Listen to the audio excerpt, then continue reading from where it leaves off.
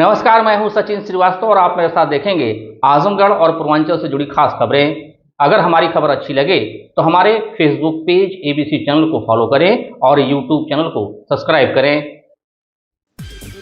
खबर के प्रायोजक हैं Ginni apparel, complete family shop for apparel shopping, civil lines Azamgarh. ईद के अवसर पर नए कलेक्शन की भरपूर रेंज उपलब्ध। डालिव sun baby school, Tiwaripur, Mau road, Sidhari, Azamgarh. School सकारात्मक, आनंदमय और सृजनात्मक वातावरण में शिक्षा की नींव को मजबूत करता है। Admission open for play group to class 9। Sai international school, Pura Pande, Bhadoli Bazar, Azamgarh. Admission open nursery to class 9th and 11th। Aakash synchro programme with Sai international school. Admission open medical, engineering and foundation. Kashi Gomti jewellers, Aurnath, Ayodhya road, Azamgarh. शादी के आभूषण की खरीद पर दुल्हन का श्रृंगार और गृहस्थी का सामान बिल्कुल मुफ्त। गोल्ड, डायमंड और सिल्वर की ज्वेलरी का विशाल संग्रह। Sarvodaya public school, Harbanspur, Azamgarh. Affiliated to CBSE, new Delhi. Admission open for nursery to class 9th and 11th। और life style furniture, Belnadi, Azamgarh.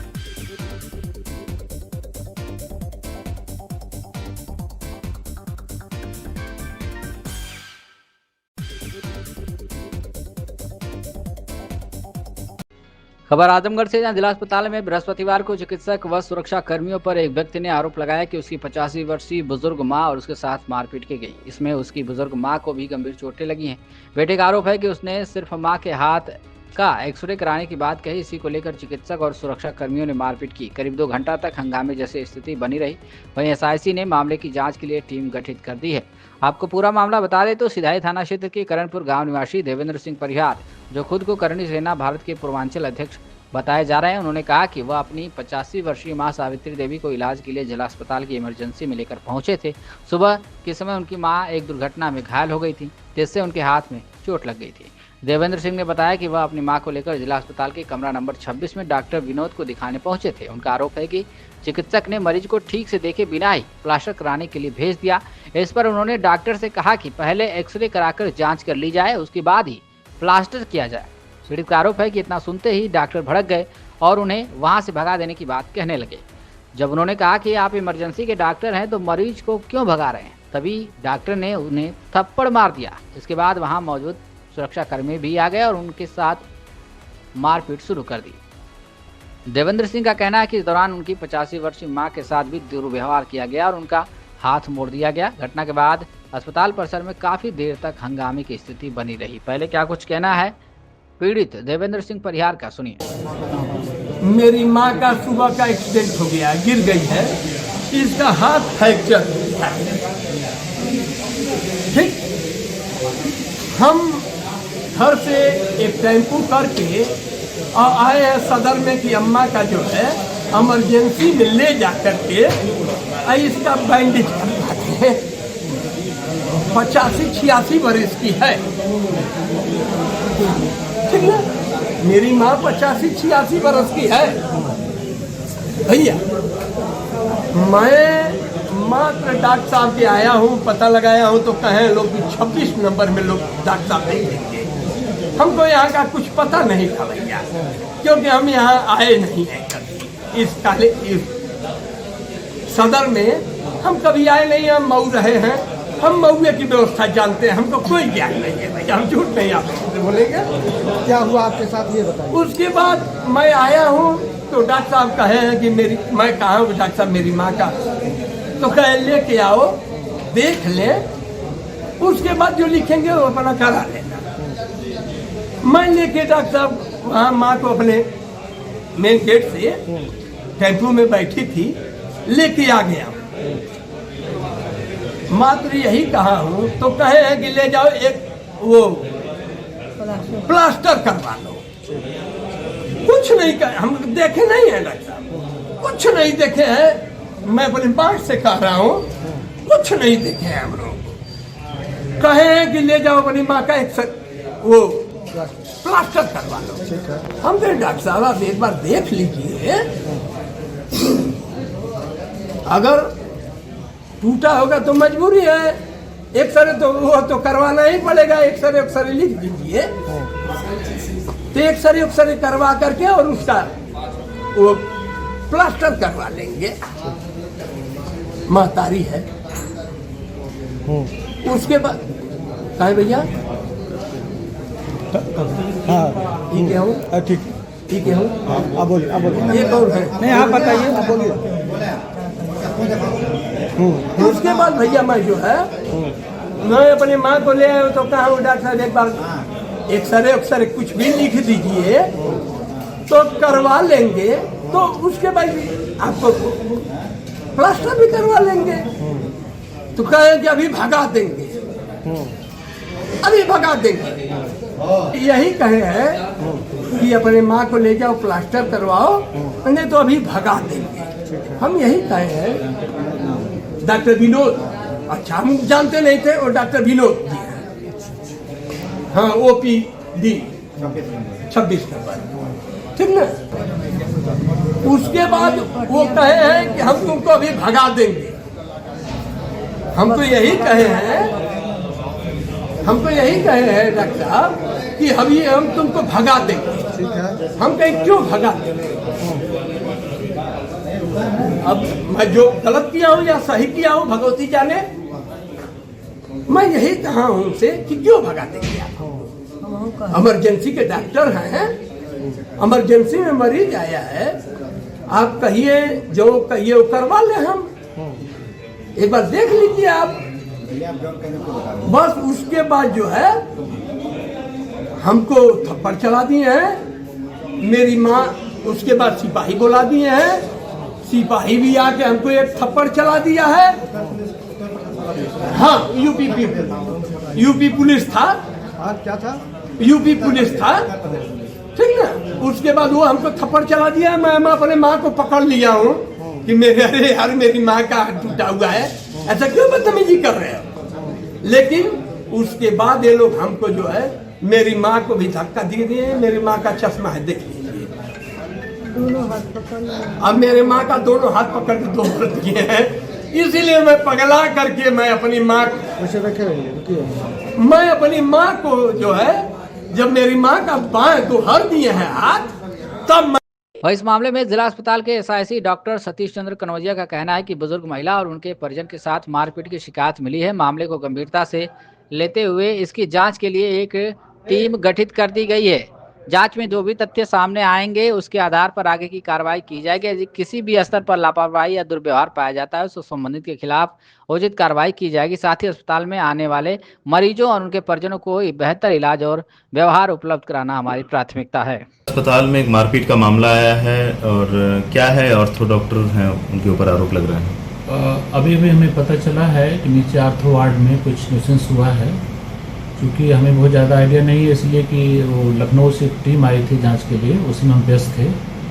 और जो भी घटना है उसके बारे में हम एक टीम गठित करेंगे और जो भी उसमें दोषी पाया जाए तो उसके खिलाफ मैं शासन को लिखूँगा। सर अभी तक फर्स्ट टाइम ऑफिसर किस तरीके से इस पूरे मामले को मॉनिटर किया जा रहा है और क्या कार्रवाई की जाएगी? मेरे यहाँ जो CCTV कैमरा लगा हुआ है, मेरे यहाँ स्टाफ है, लोग हैं, सबके बयान आएंगे, डॉक्टर साहब का क्या हुआ व्यू देखेंगे।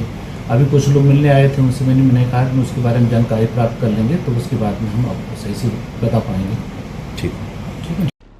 खबर आजमगढ़ से, जहां सरकारी सिस्टम की संवेदनहीनता को लेकर एक बड़ा आरोप लगाया जा रहा है। ताज़ा मामला आजमगढ़ में सामने आया, जहां एक बेबस महिला अपने पति की मृत्यु के बाद मृत्यु प्रमाण पत्र के लिए दर दर भटक रही है। जेल और अस्पताल प्रशासन के बीच उलझी कागजी कार्रवाई के कारण महिला को अब न्याय की उम्मीद में जिलाधिकारी की चौखट पर दस्तक देनी पड़ी है। आपको पूरा मामला बता दें तो जनपद के मुबारकपुर थाना क्षेत्र के परशोत्तमपुर गांव की रहने वाली एक महिला संध्या सिंह ने अपने पति के मृत्यु प्रमाण पत्र को लेकर जिलाधिकारी से मदद की गुहार लगाई है। महिला का आरोप है कि जेल और अस्पताल प्रशासन के चक्कर काटने के बावजूद उसे अब तक प्रमाण पत्र जारी नहीं किया गया है। इससे उसके सामने कई कानूनी और पारिवारिक मुश्किलें खड़ी हो गई हैं। प्राप्त जानकारी के अनुसार संध्या सिंह के पति गुरसेन सिंह उर्फ लाडो सिंह निवासी परशोत्तमपुर सगड़ी एक हत्या के मामले में न्यायिक हिरासत के तहत मंडल कार्यालय आजमगढ़ में बंद थे।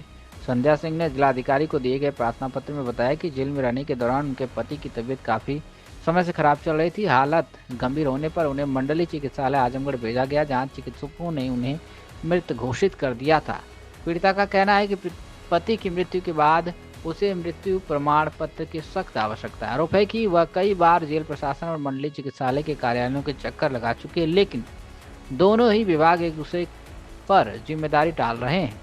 महीनों बीत जाने के बाद भी उसे प्रमाण पत्र नहीं मिला है, जबकि बिना वह पेंशन, जमीन व अन्य जरूरी पारिवारिक प्रक्रियाओं को पूरा नहीं कर पा रही है। पीड़िता संध्या सिंह ने जिलाधिकारी से भावुक अपील करते हुए मांग की है कि मामले को संज्ञान में लेकर संबंधित सक्षम अधिकारियों को निर्देशित किया जाए। उन्होंने गुहार लगाई है कि उनके पति का मृत्यु प्रमाण पत्र जल्द से जल्द जारी कराया जाए, ताकि वह अपनी और अपने बच्चों की आगे की कानूनी कार्रवाई और भविष्य की योजनाओं को सुचारू रूप से आगे बढ़ा सके। क्या कुछ कहना है मीरा सिंह, मृतक की मां, और संध्या सिंह, मृतक की पत्नी का, सुनिए। क्या नाम है माता जी आपका? मीरा सिंह, कहाँ की रहने वाली हैं? पुरुषोत्तमपुर। क्या मामला है आज अपने यहाँ आई? मामला यही है कि हमारा लड़का ख़त्म हो गया है, हम उसका मृत्यु प्रमाण पत्र लेने के लिए आई हैं और अभी कोई डिसाइड नहीं कर रहे हैं कोई आदमी कि कौन देगा। डीएम से साहब से बात हुई है तो वो बोले हैं कि आप लोग आपस में डिसाइड कर लीजिए। क्या मामला था? क्या मामला हुआ था? क्या ज़मीन के बारे में केवल मुकदमा चल रहा था, वो भी था फर्जी, और फर्जी में पकड़े भी गए घर से, और ले जाकर हमारे 3 बच्चे थे और एक हमारे आदमी थे, सबको पकड़ ले गए। और घर पे हम 3 बहू और 5 पोते पोती को लेकर हम खड़े हैं, और हमारे घर पे कोई नहीं है कि कोई हमारे घर पे राशन पानी तक देने वाला भी नहीं है। हम बस अपने 8 बच्चे को लेकर हम चल रही हैं। किस तरह चल रही हैं 4 महीने से, अब वो हम ही समझ रही हैं। पहले हम सदर में गई ये मृत्यु प्रमाण पत्र के लिए, तो वो बोले यहाँ नहीं बनेगा। फिर उसके बाद वो हमको नगर पालिका भेजे, फिर वहाँ गई, वो बोले हमारे यहाँ नहीं बनेगा, ये देगा तो जेलर ही देगा, जेल में। हाँ, जेल गए तो वो बोले हैं कि हम यहाँ से तो जीवित ले गए हैं, वहाँ जिला अस्पताल में ले गए हैं, वहाँ भर्ती किए थे। कब की घटना है ये? 22 तारीख को है घटना, मगर 21 को दिखा रहे हैं ना। तब से आप दौड़ रहे हैं? तब से हम दौड़ रही हैं, कोई इसका हला भला नहीं किया। डीएम साहब से आज हम मिली हैं। क्या बोले? वो यही बोले हैं कि हम कोशिश करेंगे। इसके बाद वो अब कहाँ फ़ोन लगाए थे हम तो भाई समझी नहीं, लेकिन पूछे कि अब दोनों आदमी मिलकर डिसाइड करो कि कौन देगा, उसको देना है। अब देखिए क्या होता है। क्या नाम है आपका और क्या मामला है? आप लोग भटक रहे हैं। मेरा नाम संध्या सिंह है। उनको सामने देखो। संध्या सिंह। क्या मामला? आज आप यहाँ आए हैं डीएम कार्यालय? डीएम कार्यालय हम लोग इसलिए आए हैं कि हम लोगों को कहीं से सहायता नहीं मिल रहा है। ये रजनीश हत्याकांड में वो कैसे मरा हम लोगों को तो पता नहीं है, लेकिन जिस तरीके से भी मरा हो, ये लोग फर्जी मुकदमे में डाले गए जेल। फिर जेल से हमारे पति की डेथ हो गई। फिर वहाँ से ये पता चला कि बीमार थे। अगर बीमार थे तो घर वालों को बताना चाहिए कि हाँ वो कैसे बीमार हुए थे, फिर दवा दिखा के करना चाहिए। अगर नहीं भी किए, फिर वहाँ से पता चला कि वो एक्सपायर कर गए। वहाँ से सदर भेजे, सदर के लोग बता रहे थे कि हमारे यहाँ डेड बॉडी आई थी। यही नहीं पता चला है कि कैसे क्या हुआ। क्या समस्या अब हो रही है डेथ सर्टिफिकेट को लेकर? भाई हमको सर्टिफिकेट चाहिए, या तो सदर से मिले या तो फिर जेलर के हाथ से मिले। आखिर पता तो चलना चाहिए कि कहाँ हुआ है, कैसे हुआ है। तो कोई दे नहीं रहा? नहीं, अभी तक तो नहीं मिला। आप देखिए, कहा जा रहा है आपसे? कहा जा रहा है कि हम लोगों की कहीं सुनवाई नहीं हो रही है।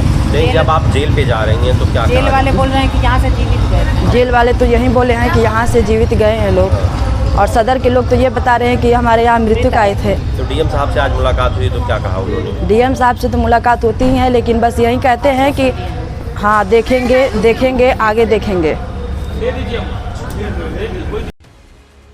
खबर आजमगढ़ से, जहां गर्मी की शुरुआत होते ही बिजली व्यवस्था की कमजोरी सामने आने लगी है। शहर के एलवल में रोड किनारे स्थित एक ट्रांसफार्मर ओवरलोडिंग के चलते धू कर जल गया, जिससे आसपास के इलाके की बिजली आपूर्ति ठप हो गई। बगल में कई बैंक की शाखाएं हैं, 2 पब्लिक स्कूल है, दवा मंडी भी बगल में है। अभी से कॉमर्शियल कॉम्प्लेक्स में एसी का उपयोग होने लगा है।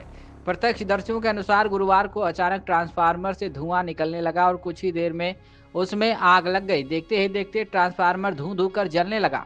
घटना से क्षेत्र में अफरा तफरी का माहौल हो गया। स्थानीय लोगों ने तत्काल बिजली विभाग को सूचना दी। ट्रांसफार्मर जलने के कारण एलवल रोड और आसपास के इलाकों की बिजली आपूर्ति बंद हो गई, जिससे लोगों को काफी परेशानियों का सामना करना पड़ा। गर्मी बढ़ने के साथ ही बिजली कटने से लोगों में विभाग के प्रति नाराजगी भी देखी गई। सूचना मिलने के बाद बिजली विभाग की टीम मौके पर पहुंची और स्थिति का जायजा लिया। विभागीय अधिकारियों का कहना है कि जले हुए ट्रांसफार्मर को बदलकर जल्द से जल्द बिजली आपूर्ति बहाल करने का प्रयास किया जा रहा है। बड़ी खबर आजमगढ़ से, जहां एसटीएफ लखनऊ और गंभीरपुर थाना पुलिस की संयुक्त टीम ने बड़ी कार्रवाई करते हुए मिनी कंटेनर ट्रक से लगभग 354 किलोग्राम अवैध गांजा बरामद किया है। पुलिस ने अंतर्राज्यीय तस्कर को गिरफ्तार कर लिया है। बरामद गांजे की अनुमानित कीमत करीब 34 लाख रुपए बताई जा रही है। पुलिस के अनुसार गुरुवार को मुखबिर से सूचना मिली कि छत्तीसगढ़ से एक मिनी कंटेनर ट्रक के जरिए भारी मात्रा में गांजा आजमगढ़ की ओर लाया जा रहा है। सूचना पर एसटीएफ लखनऊ की टीम के प्रभारी उपनिरीक्षक फैजुद्दीन सिद्दीकी और गंभीरपुर थानाध्यक्ष अखिलेश कुमार सिंह पुलिस बल के साथ अमौड़ा टोल प्लाजा के पास वाहन चेकिंग करने लगे। चेकिंग के दौरान टोल प्लाजा से करीब 200 मीटर पहले एक mini container truck UP AT 9418 को रोककर तलाशी ली गई। जांच के दौरान ट्रक में बनी प्लास्टिक की गुप्त कैविटी में छिपाकर रखी गई 14 बोरियों में कुल 354 किलोग्राम अवैध गांजा बरामद हुआ, जिसके बाद चालक को मौके से गिरफ्तार कर लिया गया। गिरफ्तार आरोपी की पहचान राजीव कुमार यादव उम्र 38 वर्ष पुत्र तिलक सिंह निवासी ग्राम सुरेंदा फूलपुर थाना अजीत मल जनपद औरैया के रूप में हुई है। पुलिस ने उसके कब्जे से एक मोबाइल फोन, 850 रुपये नकद और घटना में प्रयुक्त मिनी कंटेनर ट्रक भी बरामद किया है। पूछताछ में आरोपी ने बताया कि वह छत्तीसगढ़ के रायपुर और आसपास के क्षेत्रों से गांजा लाकर उत्तर प्रदेश के विभिन्न जिलों में सप्लाई करता था। पुलिस से बचने के लिए गांजे को ट्रक में बनी गुप्त कैविटी और प्लास्टिक की बोरियों में छिपाकर ले जाया जाता था। इस मामले में गंभीरपुर थाने में मुकदमा दर्ज कर आगे की विधिक कार्रवाई की जा रही है। पुलिस के अनुसार आरोपी के खिलाफ पहले भी औरैया और जौनपुर में गैंगस्टर एक्ट, NDPS एक्ट तथा मारपीट समेत कई मुकदमे दर्ज हैं। एसटीएफ लखनऊ एवं थाना गंभीरपुर की पुलिस द्वारा एक अंतर्राज्यीय गांजा तस्कर को गिरफ्तार किया गया है। इसका नाम है राजीव यादव। ये औरैया जनपद का रहने वाला है। इसके पास से 354 केजी गांजा बरामद किया गया है, जिसका बाजार मूल्य लगभग 1.20 करोड़ रुपए है। ये जानकारी मिली थी संयुक्त रूप से कि एक मिनी कंटेनर ट्रक है जिसमें गुप्त रूप से कैविटी बनाकर ये व्यक्ति गांजे की तस्करी कर रहा है। इसको पकड़ा गया है और इस पास से भारी मात्रा में गांजे की बरामदगी की गई है। इससे लगातार पूछताछ की जा रही है। सभी बैकवर्ड फॉरवर्ड लिंकेजेस के बारे में संबंधी पूछताछ की जा रही है कि कहाँ ले जा रहा था और कहाँ से ला रहा था, जिसके बाद अग्रिम विधिक कार्रवाई की जाएगी। इसके आपराधिक इतिहास में इसके कई मुकदमे पूर्व से दर्ज हैं, उनका भी जानकारी की जा रही है। आजमगढ़ जनपद के कंदरापुर थाना पुलिस ने पैतृक जमीन से जुड़े धोखाधड़ी और आपराधिक षड्यंत्र के मामले में वांछित पति पत्नी को गिरफ्तार किया है। पुलिस ने दोनों को बेलैसा के पास स्थित नेवी कॉलोनी में उनके एक रिश्तेदार के घर से दबिश देकर पकड़ा। पुलिस के अनुसार 8 जनवरी 2026 को अरुण कुमार राय, सुशील राय, ब्रजेश राय, नीरज राय और अश्विन राय ने कंदरापुर थाने में तहरीर देकर आरोप लगाया था कि अवनीश राय और उनकी पत्नी नूतन राय ने अन्य लोगों के साथ मिलकर पैतृक जमीन से जुड़े दस्तावेजों में धोखाधड़ी की। आरोप है कि बीमार और असहाय स्थिति का फायदा उठाकर परिवार की पैतृक भूमि को छलपूर्वक बेच दिया गया और उससे प्राप्त धनराशि का दुरुपयोग किया गया। विरोध करने पर वादी पक्ष को धमकी भी दी गई। तहरीर के आधार पर कंदरापुर थाने में मुकदमा दर्ज किया गया था। मामले की विवेचना वरिष्ठ उपनिरीक्षक रमेश कुमार कर रहे थे। बुधवार को पुलिस टीम को मुखबिर से सूचना मिली कि मामले में वांछित अवनीश राय और नूतन राय बेलैसा के पास नेवी कॉलोनी में अपने रिश्तेदार के घर पर मौजूद है और कहीं जाने की फिराक में है। सूचना पर पुलिस ने मौके पर पहुंचकर दबिश दी और दोनों को गिरफ्तार कर लिया। गिरफ्तारी के दौरान पुलिस ने एक लैपटॉप, एक पारदर्शी डिब्बे में रखे 4 मोबाइल फोन तथा आधार कार्ड और पैन कार्ड बरामद किए हैं। पुलिस ने बताया कि महिला अभियुक्ता को महिला आरक्षी की अभिरक्षा में रात्रि विश्राम के लिए महिला थाना आजमगढ़ भेज दिया गया है और आगे की विधिक कार्रवाई की जा रही है। गिरफ्तार करने वाली टीम में वरिष्ठ उपनिरीक्षक रमेश कुमार, उपनिरीक्षक नरेंद्र विक्रम सिंह, उपनिरीक्षक प्रमोद मधेशिया, कांस्टेबल परवेश चौधरी और महिला कांस्टेबल सुमन पासवान शामिल रही। खबर आजमगढ़ से, जहां सरायमीर थाना क्षेत्र के छित्तेपुर गांव में जमीनी रंजिश को लेकर हुई फायरिंग और मारपीट के मामले में पुलिस ने त्वरित कार्रवाई करते हुए एक आरोपी को गिरफ्तार कर लिया है। पुलिस ने आरोपी की निशानदेही पर एक 12 बोर SBBL गन तथा बड़ी मात्रा में जिंदा और खोखा कारतूस भी बरामद किए हैं। पुलिस के अनुसार 11 मार्च को ग्राम छित्तेपुर में जमीनी के विवाद को लेकर दो पक्षों के बीच फायरिंग और मारपीट की घटना हुई थी। इस संबंध में उपनिरीक्षक धीरज कुमार की तहरीर पर थाना सरायमीर में मुकदमा दोनों पक्षों के कई लोगों के खिलाफ दर्ज किया गया। गुरुवार को उपनिरीक्षक उदय बहादुर यादव पुलिस टीम के साथ वांछित अभियुक्तों की तलाश में क्षेत्र में दबिश दे रहे थे। इसी दौरान छित्तेपुर गांव में दबिश देकर दूसरे पक्ष के नामजद आरोपी ओबैस खान पुत्र एहसान खान को उसके कमरे में दरवाजे के पीछे छिपा हुआ पकड़ लिया गया। पूछताछ में आरोपी की निशानदेही पर ग्राम बखरा के पीछे जंगल में छिपाकर रखी गई एक SBBL गन 12 बोर बरामद की गई है। आरोपी ने बताया कि इसी हथियार से उसने विवाद के दौरान फायरिंग की थी। हथियार के वैध कागजात न दिखाने पर पुलिस ने उसे गिरफ्तार कर लिया। पुलिस ने तलाशी के दौरान 12 बोर 315 बोर और 22 बोर के कुल 27 जिंदा कारतूस तथा 48 खोखा कारतूस भी बरामद किए हैं। आरोपी के खिलाफ BNS की धाराओं के साथ आर्म्स एक्ट की धाराओं में कार्रवाई करते हुए आगे की विधिक प्रक्रिया पूरी की जा रही है। थाना सरायमीर के अंतर्गत गांव छित्तेपुर में एक जमीनी रंजिश को लेकर दो पक्षों में आपस में मारपीट और फायरिंग की घटना कारित हुई थी। इस सूचना पर तत्काल प्रभाव से पुलिस द्वारा दोनों पक्षों के विरुद्ध मुकदमा दर्ज किया गया था। इस मुकदमे की विवेचना में दोनों अभियुक्तों के घर पर दबिश दी गई, जिसमें आज एक व्यक्ति की गिरफ्तारी की गई है। उसके पास से जो अवैध असला था वो भी बरामद किया गया है और भारी मात्रा में कारतूस भी बरामद किए गए हैं। अन्य अभियुक्तों की गिरफ्तारी के लिए भी टीमें दबिश दे रही हैं। उनकी गिरफ्तारी भी जल्द से जल्द सुनिश्चित की जाएगी। खबर आजमगढ़ से, जहां फूलपुर थाना क्षेत्र में नाबालिग बालिका से दुष्कर्म के मामले में पुलिस ने त्वरित कार्रवाई करते हुए 3 आरोपियों को गिरफ्तार कर न्यायिक अभिरक्षा में भेज दिया है। पुलिस के अनुसार 11 मार्च 2026 को थाना फूलपुर में प्राप्त प्रार्थना पत्र के आधार पर मुकदमा दर्ज किया गया। आरोप है कि 8 मार्च 2026 को क्षेत्र की एक नाबालिग बालिका को कुछ युवकों ने बहला फुसलाकर एकांत स्थान पर ले जाकर उसके साथ दुष्कर्म किया तथा घटना के बारे में किसी को बताने पर धमकी भी दी। मुकदमा उपरोक्त में नामजद अभियुक्तों की गिरफ्तारी हेतु थानाध्यक्ष फूलपुर सचिदानंद यादव में हमरा द्वारा लगातार दबिश दी जा रही थी।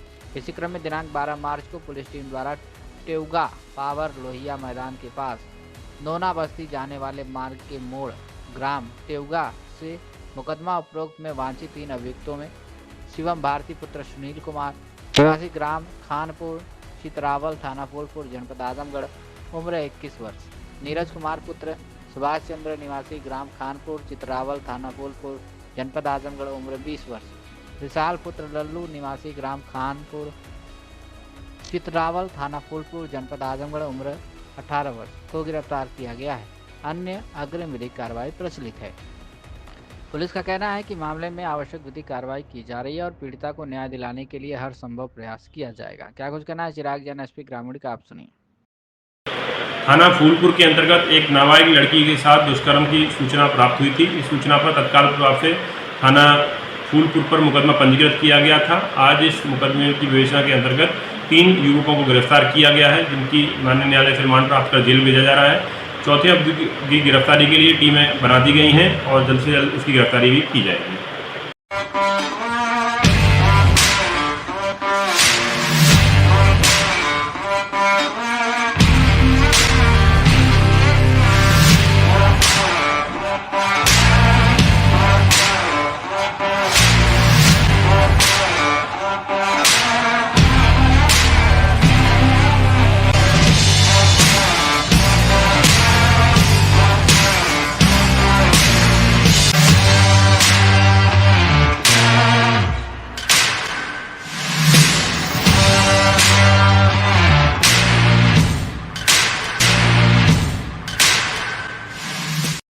ये है डालिम सनबीम स्कूल। डालिम सनबीम स्कूल एक सकारात्मक, आनंदमय और सृजनात्मक वातावरण में शिक्षा की नींव को मजबूत करता है। यहाँ बचपन की शुरुआत पॉजिटिव असेंबली और एंगेजिंग एक्टिविटीज के साथ होती है। यहाँ बच्चे tracing board, phoenix, early reading and writing, crafts and yoga को एक्सप्लोर करते हैं। स्मार्ट क्लासरूम्स के साथ साथ यहाँ सब्जेक्ट्स के अनुसार साइंस लैब, मैथ और कंप्यूटर लैब की भी सुविधाएं हैं। एक बड़ी लाइब्रेरी भी जो बच्चों में क्रिटिकल थिंकिंग को बढ़ाता है। स्पोर्ट्स जैसे कि बास्केटबॉल, वॉलीबॉल और स्केटिंग से बच्चे फिजिकली फिट रहते हैं। इंडोर गेम्स जैसे कि चेस और कैरम के जरिए बच्चे टीम वर्क सीखते हैं। ये वाराणसी के 50 साल से भी ज्यादा पुराने डालिम्स स्कूल की ही एक ब्रांच है। इसकी लोकेशन है तिवारीपुर सिधारी, आजमगढ़। साई इंटरनेशनल स्कूल, जहां हर दिन एक नई शिक्षा की शुरुआत है। Modern education system, smart classrooms, expert teachers और एक ऐसा एनवायरनमेंट जहां हर बच्चा अपने सपने सच करता है। पढ़ाई के साथ साथ स्पोर्ट्स, आर्ट और एक्स्ट्रा एक्टिविटीज। आजमगढ़ का बेस्ट इंग्लिश मीडियम स्कूल, जहां हर बच्चे को मिलता है परफेक्ट एजुकेशन। एडमिशन ओपन आज ही जुड़े साई इंटरनेशनल स्कूल से, जहां हर कल नई उम्मीद के साथ रोशन होता है।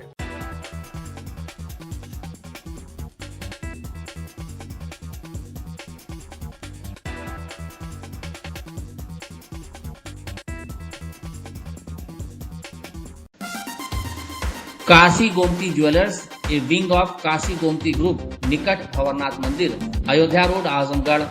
शादी के आभूषण की खरीद पर दुल्हन का श्रृंगार और गृहस्थी का सामान बिल्कुल मुफ्त।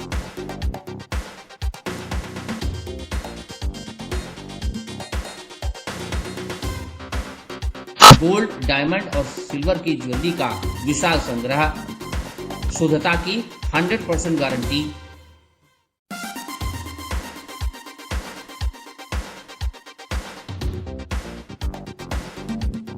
अपने खूबसूरत लम्हों को बनाएं और यादगार। पहुंचे काशी गोमती ज्वेलर्स, निकट भंवरनाथ मंदिर, अयोध्या रोड, आजमगढ़।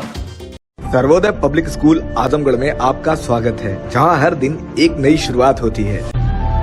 यहाँ आपके बच्चे की अच्छी शिक्षा और बेहतर भविष्य के लिए नई शिक्षा नीति 2020 के अनुरूप पाठ्यक्रम है और इससे जुड़ी सभी सुविधाएं उपलब्ध हैं। यहाँ sports, horse riding, dance classes जैसी यूजफुल एक्टिविटीज तो होती ही हैं, साथ ही लाइब्रेरी, म्यूजिक और आर्ट एंड क्राफ्ट के थ्रू भी बच्चों की क्रिएटिविटी को स्पेशली बढ़ावा दिया जाता है। बच्चों को तकनीकी दुनिया से जोड़े रखने के लिए स्मार्ट क्लासेस, रोबोटिक्स और कंप्यूटर लैब्स उपलब्ध हैं। छोटे बच्चों के लिए अलग से प्ले सेट एरिया है और एक्टिविटी रूम की व्यवस्था है। सर्वोदय स्कूल में बड़ी क्रिकेट एकेडमी के साथ ही हेल्थ और वेलफेयर क्लब भी है, जहां पर बच्चों को सेहतमंद और खुश रखने की पूरी कोशिश की जाती है। 6th क्लास से गर्ल्स के लिए सेपरेट क्लासेस और बिल्कुल सुरक्षित स्कूल बस सर्विसेज, वो भी GPS के साथ सभी रूट्स के लिए अवेलेबल है। Lifestyle furniture, Belnadi, Azamgarh.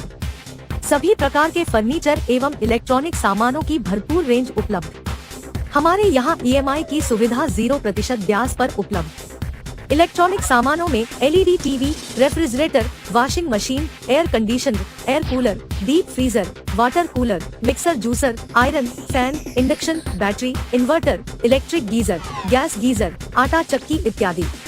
Furniture के सामानों में बेड, गद्दा, सिंगारदान, अलमीरा, sofa, table, chair, rack, stool, संदीली, सीढ़ी, डाइनिंग टेबल, झूला आदि। शादी विवाह की हो तैयारी या ऑफिस और घर के लिए सामानों की करनी हो खरीदारी, पहुँचिए लाइफस्टाइल फर्नीचर, बेलनाडी, आजमगढ़।